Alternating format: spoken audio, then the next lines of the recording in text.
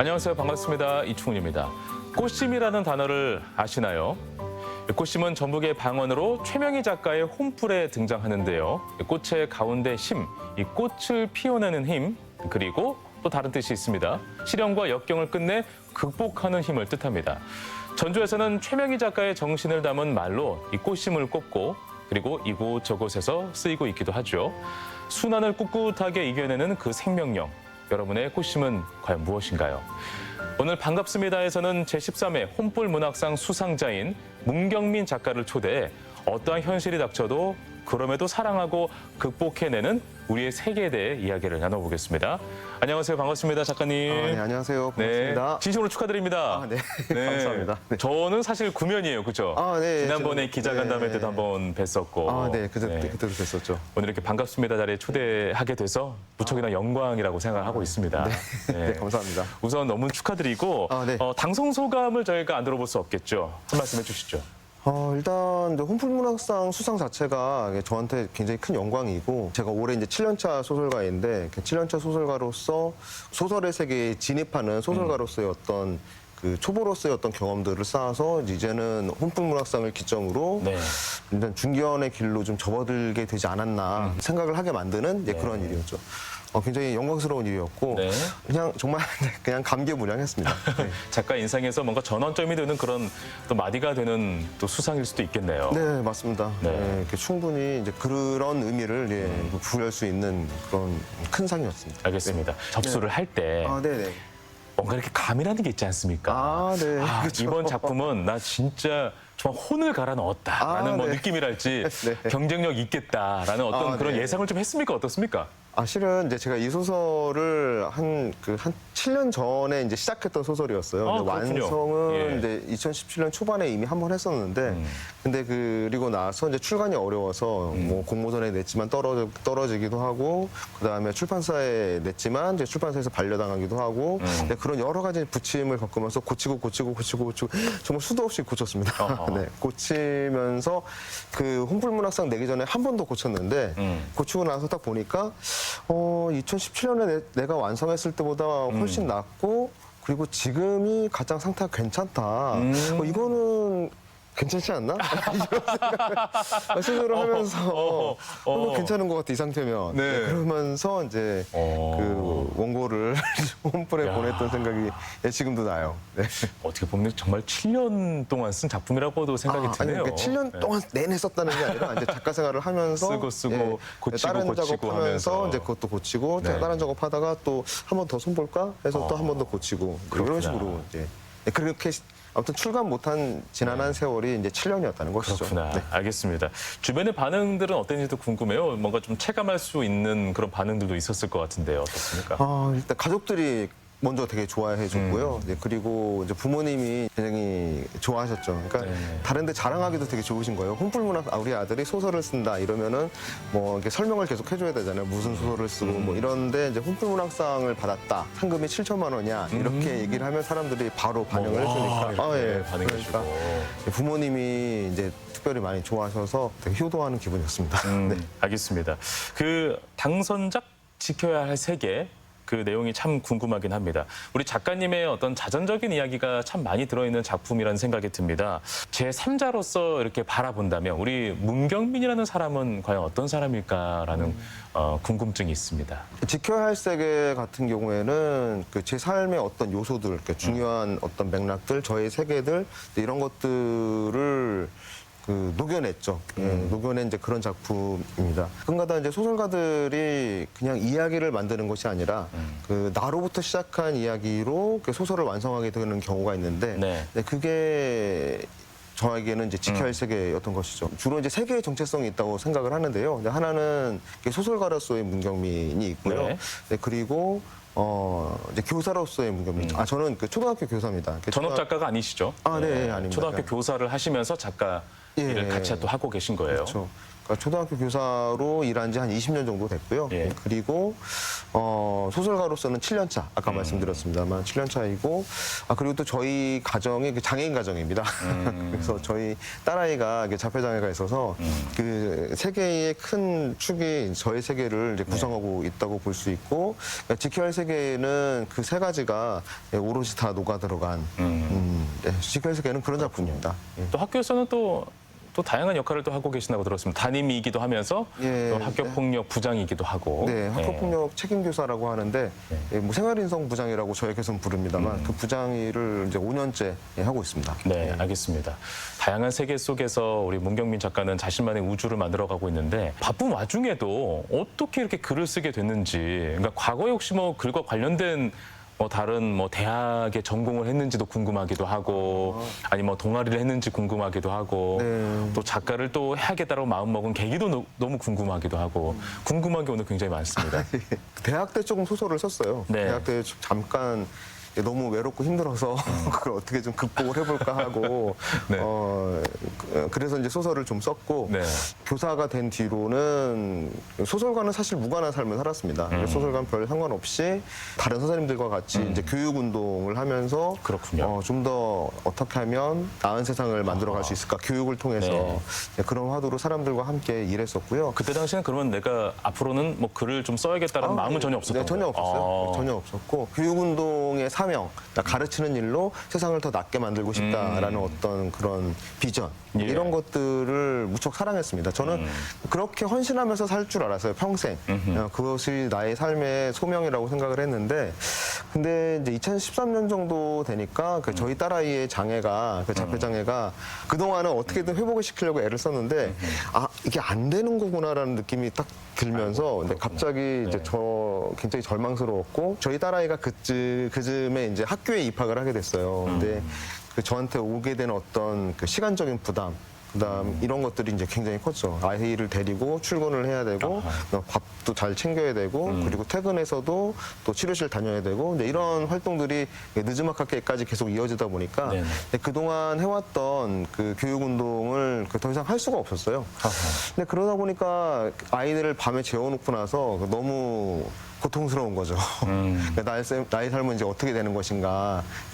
그래서 그러면은 내가 대학 때 잠깐 했었던 그 소설 쓰는 일을 이거라도 한번 해봐야 되겠다라고 생각을 해서 되게 애매모호한 나이에 등단을 준비를 했어요. 그래서 네. 2016년에 제가 등단했는데 등단했을 때 제 나이가 40입니다. 40이에요. 아, 그렇군요. 그래서 그때부터 시작해서 다만 좀 운이 좋았던 건 한 3년 정도 준비를 했거든요. 보통 다른 사람들에 비해서는 저 성과를 빨리 냈죠. 그렇죠. 그게 아마도 우연히도 그 일이 저한테 잘 맞았던 거예요. 소설 쓰는 일이. 그래서 좀 빨리 성과를 낼 수 있었고, 그 뒤로도 고생 꽤나 했습니다. 저한테 누가 소설을 잘라는 사람도 없고, 그리고 뭐랄까요, 뭔가를 해내고 싶은데 이제 기회는 주어지지 않고, 그래서 대학원도 그래서 갔어요. 여차저차해서 여기까지 오게 됐습니다. 네, 알겠습니다. 그 글을 쓸 때의 그 하루하루가 어땠는지 좀 궁금하긴 합니다. 왜냐하면 이제 다른 전업 작가님들 보면 다른 공간에 한 공간에 가서 몇 개월 동안 이제 세상과 단절하면서 자기의 세계의 내면을 더욱더 깊이 연구하고 자료 조사하면서 그렇게 글을 쓰는 작품을 그렇게 고통스럽게 만들어내는 사람들이 대부분이었는데 작가님은 지금 아이가 있고 가정이 있고 그다음에 또 아이를 또 다른 사람과 더 다르게 더 심혈을 기울여야 되는 상황이고 그렇죠. 맞습니다. 또 학교 교사하시기도 한데 네, 그렇죠. 글은 대체 언제 쓰는 건가라는 생각이 들기도 하고 그래서 제가 고생을 많이 했다니까. 아니 어떻게 그 초인적인 힘이 어디에서 나오는 거였어요? 보통 이제 소설가들이 소설을 쓸 때 보면 되게 사람들이 갖고 있는 그 어떤 환상이랄까? 네. 이제 이런 것들이 이제 바다가 보이는 이제 맞아. 카페나 이런 데서 섬진강 같은 데 네, 맞아요. 조용한 곳에서 그래서 빗소리 들으면서 쓰고 막 이거 아니야 하면서 막 이거 버리고 막 그렇죠. 그런 그림들을 사람들이 이제 떠올리곤 하는데, 근데 아까도 제가 말씀드렸지만 저희 일상에 그런 구석은 없어요. 분투하듯이 싸우듯이 이제 일상과 싸우듯이 어떻게든 그러니까 아침부터 그 아이 퇴근해서 그 당시에는 아내가 또 되게 늦게 퇴근을 했어요. 9시쯤에 집에서 나와가지고 밤 9시? 네, 밤 9시쯤에 당신 아내에게 이거 애들 재워라. 다 이렇게 집안일 다 마치고. 아, 예. 네. 저 집안일도 되게 열심히 했어요. 설거지도 열심히 하시는. 아, 그럼요. 설거지도 잘하고 저 요리 되게 잘해요. 네. 그 당시에는 그 카페들 저희 집 주변 카페들이 12시까지 하는 데가 좀 많이 있었어요. 그래서 그쪽에 카페에 나와서 거기서 이제 글을 썼고 그래서 하루에 3시간 나중에 좀 여유가 나기 시작했을 때 그러니까 제가 조금씩 성과를 내기 시작했을 때는 그때부터는 하루에 5시간 쓸 때도 있었고 아하. 그리고 뭐 쉬는 날이라든가 뭐 아무튼 뭐 공휴일이라든가 모든 시간들을 다 글을 쓰는데 사용을 했죠. 그러니까 제가 네. 1년에 설날 뭐 이런 뭐 크리스마스 뭐 추석 이런 거 다 통틀어서 글을 안 쓰고 지나가는 하루는 사흘 될까? 사흘도 아마 안 됐을 거예요. 매일 썼다. 저한테 네. 글을 쓰는 게 매일의 일상이었습니다. 네. 자, 지켜야 할 세 개의 작품을 본격적으로 이야기를 나눠보겠습니다. 어떤 줄거리를 가진 작품인지 우리 작가님께서 한번 소개를 해주신다면요. 그러니까 60대 교사인 이제 윤옥의 삶을 다룬 작품이에요. 예. 전체적인 구조는 이제 윤옥의 그 현재의 삶, 60에 이른 윤옥의 현재의 삶의 문제들이 그 몇 가지 사건에 의해서 진행이 되고 전개가 네네. 되고요. 그러면서 윤옥의 삶의 응어리로 남았던 것들이 그 어떻게 풀리게 되는가를 그 보여주는 네, 그런 소설이라고 할 수 있습니다. 한 절반 정도는 모두 1부, 2부, 3부로 이루어진 소설인데 네. 1부, 2부, 3부 모두 그 윤옥의 현재의 삶이 흐르듯이 진행이 되고 그리고 각각의 꼭지에서 윤옥의 과거사가 그러니까 진중하게 들어와 있는 네, 그런 소설입니다. 그래서 주요 등장인물도 한 4명 정도로 좁혀볼 수 있고요. 예. 네, 그 중에는 자기 제자 그리고 자신이 입양한 아들 그리고 함께 이제 정의롭게 싸웠지만 지금은 아닌 길로 들어선 네, 그 친구가 나오게 되고 윤옥의 어머니가 나오게 됩니다. 그래서 둘 사이에 그 갖고 있던 어떤 죄책감, 자기 어렸을 때 뇌병변이 있는 동생을 다른 곳에 보내버려야 했고 다시는 찾지 못했던 그런 동생에 대한 죄책감이 그 어머니와 윤옥 사이에서 공유되는데 그렇군요. 그것들이 이제 풀려나가는 식으로 이제 이야기가 전개됩니다. 그러니까 처음에 이제 죽음으로 시작을 해요. 네. 윤옥의 죽음을 되게 건조하게 서술하면서 그러면서 맨 마무리까지 그 죽음이라는 코드를 끌고 갑니다. 그래서 역설이죠. 그 죽음을 생각하면서 사람은 내가 어떻게 살아야 되는지를 맞아요. 생각하게 되는 거예요. 맞아요. 네, 그런 점들을 적절하게 잘 풀어내지 않았나 이렇게 생각을 합니다. 최근 그 교권 침해로 이렇게 교사들이 사망하는 안타까운 사건들이 꽤나 있었습니다. 문경민 작가님께서도 그 이제 서울에 그런 네네. 사건이 일어났은 그 곳에 아주 가까이에서 근무를 하고 계셨기 네, 때문에 맞습니다. 참 참담함을 많이 느끼셨을 것 같기도 하고 거기서 또 많은 생각을 또 했을 것 같은데 집필하게 된 계기도 그런 영향이 있는지 궁금한 사람들이 굉장히 많더라고요. 네. 근데 쓴 네, 맞지가 않죠. 시점이 맞지는 않잖아요. 그리고 뚝딱 예. 그렇게 나오는 게 아니니까. 네. 그러니까 2016년 한 후반부터 이 소설을 썼거든요. 그러니까 이제 그때도 지금 당선이 확정된 다음에 네. 어떠한 장면을 더 추가하거나 예. 교권과 관련된 장면을 일부러 더 넣거나 하지 않았어요. 네. 그러니까 오히려 저게 그게 너무 신경이 쓰이더라고요. 그러니까 사람들이 그렇게 생각할까봐. 근데 그렇지 않았고 이제 2016년 후반 때부터 쭉 이어서 써오는 동안 네. 그때 당시에도 이제 그런 일들이 이제 비일비재하게 있었던 그렇군요. 거죠. 이게 차츰차츰 이렇게 차 올라왔던 거고. 수면 위로 크게 드러나지 않았을 뿐이지 네, 맞습니다. 이미 네. 그곳에도 그런 문제들은 존재를 했었고 네, 그렇죠. 예전에는 이런 일이 없었는데, 이런 일이 생겼다라는 식의 그런 반응들이 이게 주변에서 조금씩 올라오면서, 그렇군요. 이거 이상하다. 이건 뭔가 좀 변하고 있다. 근데 이 변화에 그럼 우리는 어떻게 대응을 해야 될까 하는 생각들을 저마다 좀 하고 있었던. 근데 그런 것들이 그 문제로 툭 불거져서 세상에 이렇게 탁 터진 게 이렇게 공교롭게도 이제 올해 이제 7월 달이었죠. 왜 책에 보면 머릿말이 있지 않습니까? 머릿말도 사실 굉장히 중요하잖아요. 작가님께서 어떠한 가치관으로 이 책을 집필했는지가 그 안에 나오니까. 근데 그 안에 방금 말씀하셨던 그 이제 교권 침해 이야기도 좀 다뤘단 말이에요. 당연히 이유가 있겠죠. 예. 그러니까 왜 거기에 이제 그 부분을 넣었냐면 마지막 수정을 했던 시기가 그 시기가 사실은 그 당선 이후에 그 서희철 선생님의 일들을 그 옆에서 겪으면서 그 기간 내내 이제 그 소설과 이 소설의 수정과 그 서희철 선생님의 일을 그 함께 경험하게 됐던 거죠. 거기에 이제 또 하나 더 보태자면 저희 어머니가 굉장히 안 좋으셨는데, 네, 그 건강 문제까지 함께 겹쳐 있어가지고 저한테는 그 한 달의 기간, 한 49일, 49제가 있을 그 기간 동안에 저 되게 많이 사실 힘들었습니다. 그러니까 그 작가의 말에 그 서희철 선생님의 이야기를 넣게 됐던 건, 그러니까 그 마지막 수정과 관련된 그 모든 일들이 그 일들과 함께 겹쳐서 다가왔기 때문에 그래요. 네네. 그러니까 이 소설이 완성됐다. 이 소설이 다른 사람의 마음에 충분히 가닿을 수 있다. 그리고 내가 의심하지 않아도 된다. 이 소설은 충분하다라는 확신에 이르게 되는 그 모든 일들 가운데 그 49일이 겹쳐졌던 거고, 그 사람들마다 저마다 이게 추모하는 방식이라는 게 있을 텐데, 소설가로서의 나는 그 선생님을, 서희초의 그 선생님을 어떻게 추모할까 저는 기록해두고 싶었습니다. 그 책에다가. 그렇군요. 네. 네, 기록해두고 싶었어요. 그러면 오래 갈 테니까 사람들이 잊지 않을 테니까. 네, 아무튼 그랬습니다. 네. 가슴 담아서 이야기하시니까 네. 감정이 또 올라오실 것 같습니다. 네. 작가님, 그 지켜야 할 세계라는 책 제목은 애초에 이렇게 정해놓고 쓰셨는지, 그리고 다 이렇게 글을 쓰고 나서 그래, 이걸로 바꿔야겠다 해서 나중에 이렇게 정하신 건지도 궁금합니다. 제목은 보통 너무 중요하거든요. 너무너무 중요합니다. 맞아요. 그러니까 제목은 그 자기가 쓴 글 전체를 다른 사람들에게 내보이는 어떤 간판 같은 거예요. 맞습니다. 그래서 몇 글자가 사람들의 마음속에 탁 들어가는 어떤 제목, 그러니까 정말 좋은 제목이어야 되죠. 맞아. 근데 이제 제가 지금까지 썼던 책이 꽤 여러 권 있는데요. 근데 그 중에서 제가 지은 제목이 책의 표지에 박힌 거는 2개인가? 이 정도밖에 안 됩니다. 그러니까 지켜야 할 세계는 제가 만든 제목 맞아요. 맞고, 그리고 지금까지 저의 대표작이라고 할 수 있는 그 청소년 소설인 장편 소설 그 훌훌 같은 경우에는 제가 그 제목을 짓진 않았고, 출판사가 이렇게 그렇죠. 좀 제목은 개입하는 경우들이 좀 있거든요. 네, 근데 그건 고집 부릴 일이 아닌 것 같아요. 웬만하면 고집 부리면 안 되는 것 같아요. 그렇구나.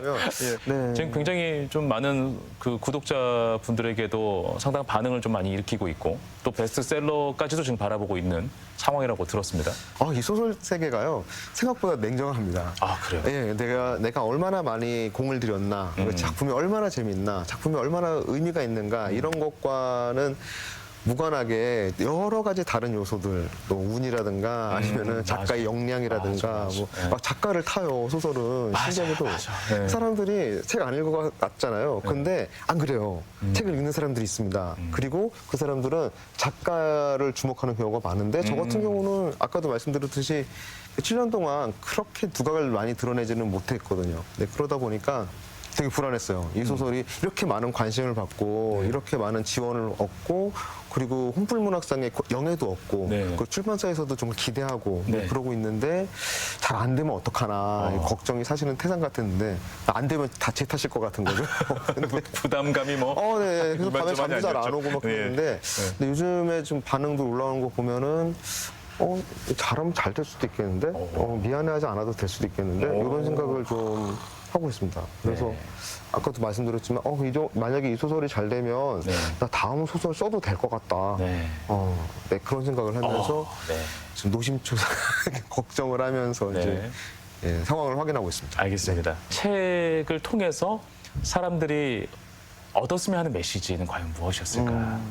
일단 이 소설이 돌봄에 대해서 이야기하기도 하고, 그리고 운명, 그러니까 저는 제 운명이 내가 어찌할 수 없는 삶의 조건이 곧 운명이라고 생각하거든요. 어떤 영적인 의미에서의 운명이라기보다는 어쩔 수 없어요. 자기에게 닥쳐 있는 이 상황이.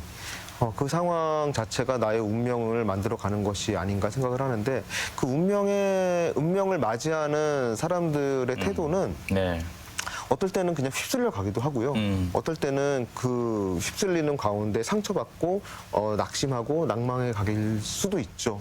저는 그런 낭망의 마음도 저는 충분히 이해합니다. 그 처제가 돼보지 않으면 모르는 거예요. 그러니까 저는 그 마음도 알 것 같고, 다만 이 소설에서 보여주고 있는 주인공 윤옥의 삶은 그 운명의 휩쓸림 가운데에서 그 꼿꼿이 그 마지막까지 자신의 세계를 지켜내 가면서 살아왔던 한 사람의 이야기인 겁니다. 띠지에 있는 카피인데 허물어진 사람만이 그 갖출 수 있는 어떤 야성이랄까 이런 것들을 보여주고 싶었어요. 윤옥은 마지막에 죽는 날, 자신은 물론 죽는 줄 몰랐죠. 자신이 그날 밤에 죽을 줄은 몰랐을 텐데, 윤옥이 그 부옇게 흐려지는 그 창가 앞에 서서 자신의 그 삶의 과제이기도 했고, 숙제이기도 했고, 정말로 용서받고 싶었던 그 과거의 일들을 반추하면서 더 잘하고 싶어해요.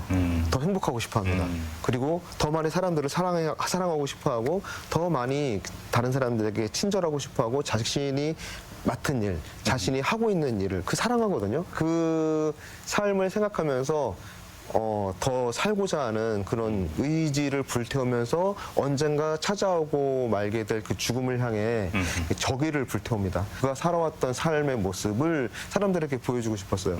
메시지는 독자들이 얻어가는 것, 독자들이 가져가는 것이고요. 저는 그 사람의 삶을 이렇게 충실하게 보여주었으면 그것으로 충분하다고 생각을 했습니다. 알겠습니다. 자, 훈풀문학상 제13회 수상에 영예를 나누셨습니다. 우리 문경민 작가님께서 이 훈풀문학상의 어떤 의미를 어떻게 바라보고 계신지도 좀 궁금하기도 합니다. 이 도시가 그리고 이 지역이 그 훈풀문학상을 갖고 있는 게 전 되게 특별해 보여요. 정말 하나의 문학상을 제정하고 그리고서는 그 문학상을 통해서 이 도시의 정신과 도시의 정서와 이런 것들을 만들어가려는 움직임이라고 저는 보거든요. 올해 벌써 이제 13회를 맞이하고 있고, 또 회를 거듭해 가면서 사람들에게 이 상을 드러내고 그리고 이것이 우리가 추구하는 바다라고 이야기하고 있잖아요. 특별하고 좋은 일이라고 생각합니다. 그러니까 어떤 도시건 가면 그 도시의 그 지역의 어떤 이미지가 있어요. 이 지역과 이 도시에서 우리에게는 훈풀문학상이 있다라고 자부할 수 있고, 우리에게는 이런 자원이 있고, 이 작가의 정신이 이 도시의 곳곳에 녹아 있다. 우리는 그 사람을 중요하게 생각한다. 그 사람의 지난 삶을 기억하고 싶다라고 얘기하는 이 모든 과정들이 되게 저는 아름답다고 생각이 됩니다. 그래서 이 방송을 보시는 분들께도 좀 부탁을 드리고 싶어요. 여러분, 여기에 훈풀문학상이 있어요. 훈풀문학상 있는 거 되게 근사한 일입니다.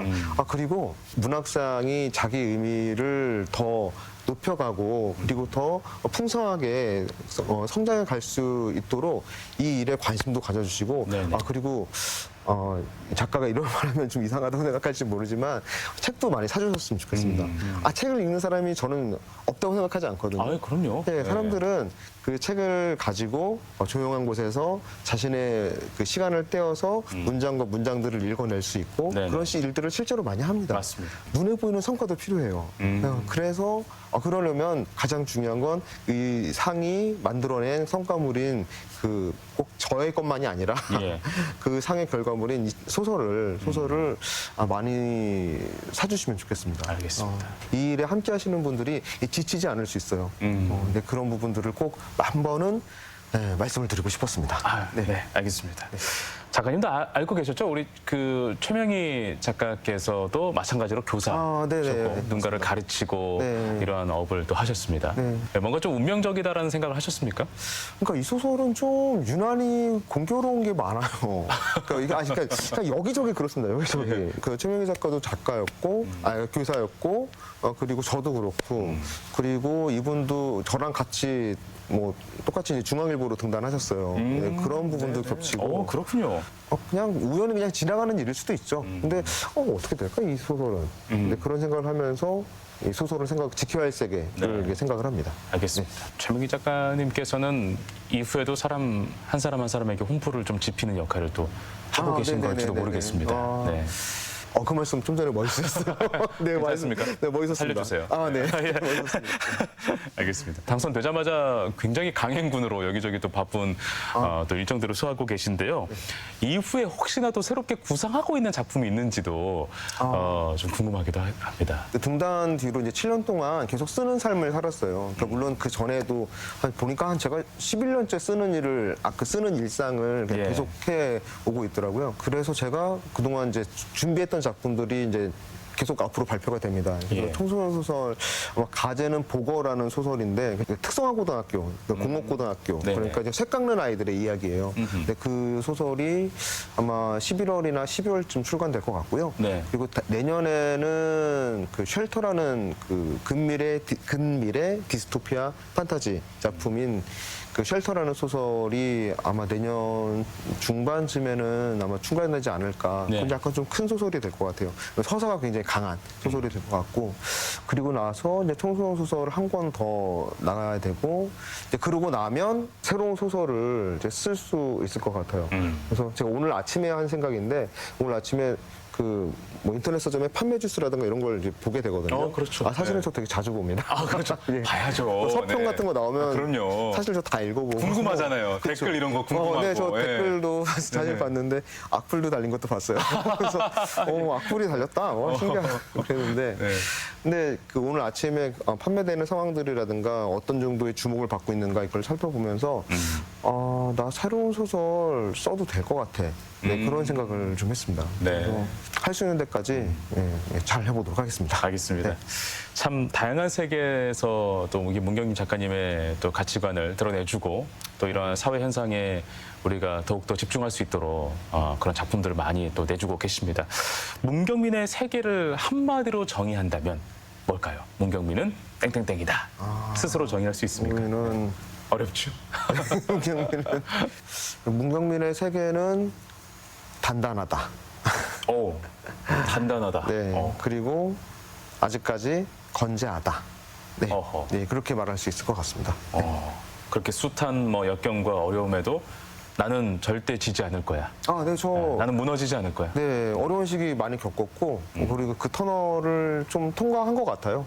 예, 그리고 나중에 또 10년 뒤, 20년 뒤까지 어떤 일이 벌어질지 저한테 알 수 없죠. 그래서 그 사이에 뭐 큰일이 있을 수도 있고, 뭐 제가 전혀 예상하지 못한 일들이 벌어질 수도 있지만, 7년차 소설가가 된 지금, 그리고 여러 가지 일들을 겪어온 지금 저는 단단하고 건재한 상태입니다. 네. 네, 앞으로도 최선을 다해보도록 하겠습니다. 네, 알겠습니다. 다시 한번 진심으로 당선을 축하드리고요. 또 앞으로도 나아갈 작가이자 교사이자 또 한 아이의 또 아빠 네. 문경민에게 내가 만약에 하고 싶은 말이 있다면 아마 이 말은 꼭 문경민이라는 사람에게 하는 말이 아니라 이 시대를 살아가고 있는 또 많은 사람들에게 전해주는 이야기라고도 생각이 듭니다. 네. 글쎄요.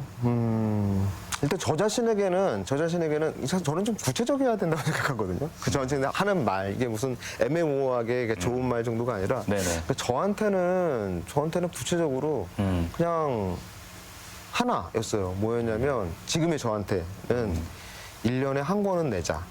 이게 저한테는 그 삶의 목표가 되는 소설가로서의 제가 삶의 목표로 하고 있는 어떤 구체적인 이야기이고요. 그리고 여러분들께 이제 드리고 싶은 말은 목숨을 소중히 여기셨으면 좋겠습니다. 목숨을 소중히 여기셨으면 좋겠고, 그리고 다른 사람을 사랑하는 걸로, 다른 사람을 돌보는 걸로 자기의 삶을 가꿔가고 지탱해 가는 것도 저는 의미가 있는 것 같아요. 자기가 갖고 있는 어떤 어려움들을 다 훌훌 털어버리고 싶죠. 훌훌 털어버리고 싶고 날아가고 싶고 그렇지만 내가 괜찮다면 내가 그래도 아까처럼 나를 건재하게 단단하게 관리할 수 있다면 그렇다면 다른 사람들을 사랑하고 돌보고 그리고 어떤 일에 헌신하는 걸로 그리고 그 내가 하고 있는 일을 사랑하는 것으로 자기의 삶을 살아가는 것도 저는 좋은 삶의 방식이라고 생각을 합니다. 네, 그런 말씀을 드리고 싶습니다. 네, 알겠습니다. 오늘 작가님하고 이렇게 대화하면서 나라는 사람은 또 그동안에 어떤 삶을 살았을까, 앞으로는 어떤 삶을 살아야지라는 생각을 하게 되는 아주 귀중한 시간이었다고 생각이 들고요. 또 어떤 일이 있더라도 그럼에도 불구하고 또 새로운 세계를 피워내는 일이 꼭 문경민 작가의 어떤 작품의 세계이고 그것이 곧 홈플이라는 생각이 또 들기도 했습니다. 네. 네, 오늘은 여기서 모두 마무리하겠습니다. 오늘 고맙습니다. 감사합니다.